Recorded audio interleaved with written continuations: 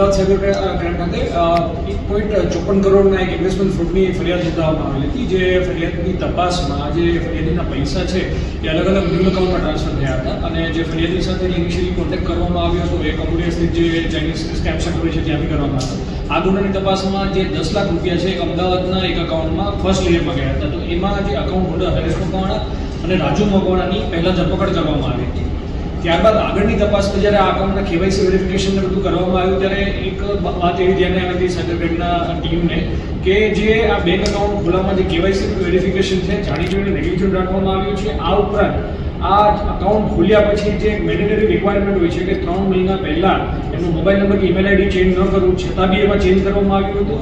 આ ઉપરાંત જે 10 લાખ રૂપિયા જે બેંક એકાઉન્ટ હોલ્ડરના એકાઉન્ટમાં આવ્યા હતા એમાંથી એમની હાજરી વગેરેમાંથી એફડી બની ગઈ હતી અને આ એફડીના પૈસા છે એ ગોલ્ડ મારફતે ઉપાડવામાં આવ્યા. તો એની તપાસમાં બેંકના મેનેજર સહિત બીજા 2 કર્મચારીઓની સંડોવણી બહારમાં આવી હતી. તો એ સંદર્ભમાં 3 આરોપીઓ જે ચાંદખેડાના જે આ એકાઉન્ટ જે બ્રાન્ચમાં ખુલેલું છે એમના મેનેજર પૂજા પર્યત, આ ઉપરાંત એક સેલ્સ મેનેજર છે ઇન્ડસ્ટ્રીયલ બ્રાન્ચના મહેશ તારાણી અને ત્રીજા આરોપી છે હિના દરજી જે બી આ બેંકમાં કામ કરે છે અને અકાઉન્ટ ખોલાવવા માટે જે કેવાયસી કરનાર છે, સ્થળ વિઝિટ કરનાર એ આ હિના દરજી છે. આ ઉપરાંત જે સોનું ઉપાડવામાં આવ્યું છે જે આ ફરાર આરોપી દ્વારા એમની સાથે આ હિના દરજી જે છે એ પોતે કનિષ્ઠમાં શોરૂમમાં ગયેલા હતા અને આ સોનું ઉપાડીને અન્ય એક આરોપીને કોર્ટર તરીકે મૂકી આપી છે. ત્રણેય આરોપીઓ છે જે બેંકના કર્મચારી આને કઈ રીતે પોતાને ઇન્વોલ્વ કઈ રીતનું છે આ જે 3 આરોપીમાંથી મુખ્ય જે પૂજા પરિહર જે બેંક મેનેજર છે અને સેલ્સ મેનેજર છે મહેશ તારાણી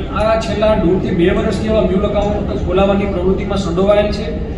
એ નોંધવા લાયક છે કે એમની જે પ્રીવિયસ બ્રાન્ચ હતી એમાંથી એમનો એમ્પ્લોયી કોડ બી બંધ કરવામાં આવ્યો હતો અને જેથી આવા મ્યુલ એકાઉન્ટ ખોલાઈ ના શકે એમની ટ્રાન્સફર કરવામાં આવી હતી. મહેશ તારાણીની ટ્રાન્સફર છે ગોતા બ્રાન્ચમાં કરવામાં આવી હતી.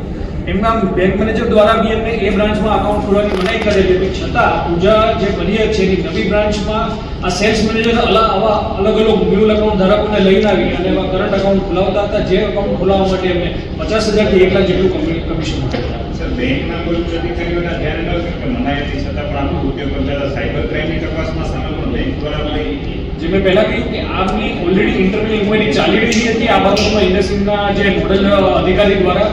કેમ કે અમે જ્યારે આ આઈએફએસસી કોડ દ્વારા સામાન્ય પોર્ટલમાં સર્ચ કરવામાં આવ્યું છે તો આ જ પર્ટિક્યુલર બેન પૂજાબેન જ્યાં બી કામ કરેલું છે ત્યાં 400 થી વધારે આવા અકાઉન્ટ ખુલેલા છે જેમાં ઘણી બધી ઓનલાઈન કમ્પ્લેનો મળેલી છે.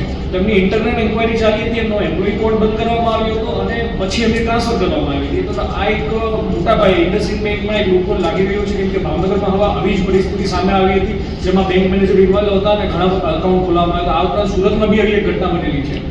એટલે એ બાબતમાં બેંકનું એક રેગ્યુલેશન છે એ થોડું વીક લાગી રહ્યું છે. સર આ કોના કોન્ટેક્ટમાં હતા ત્રણેય બેંક કર્મચારી? આ 2 ફરાર આરોપી છે હાલમાં. એક લાખીપુરા આકિબ કરીને આરોપી છે એમની સાથે આ સંકલ્પમાં હતા અને જે બેંક મુખ્ય મેનેજર છે પૂજા એ આ આકિબના સંપર્કમાં રહીને આવા બધા અકાઉન્ટ ખોલાવતા. એ કોણ છે? એ હાલમાં ફરાર આરોપી છે અને મૂળ એ પાલિતાણાના છે જે આ અકાઉન્ટમાં જે પૈસા નાખવાનું અને બધું કામ કરાવતા હતા જે ચાઇનીઝના સંપર્કમાં છે. સર આ બેંક કર્મચારીઓ મ્યુલ એકાઉન્ટ માટે કસ્ટમર્સ કે